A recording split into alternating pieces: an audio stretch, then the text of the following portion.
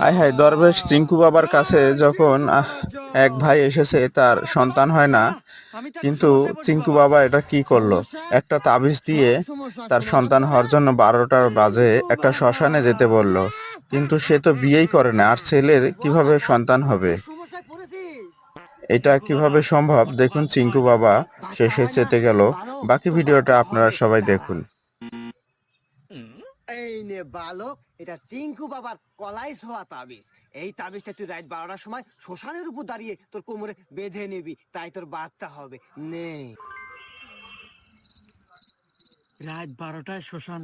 আচ্ছা বাবা, এ ছাড়া আর কি কোনো নিয়ম আছে? উম, আছে, কিন্তু তুই বিয়া করছু কয় বছর হইলো? বাবা, আমি তো এখনো বিয়া হরি নাই। মন্দির কয় কিরা বিয়া নাহলে ছাড়া কোন থেকে?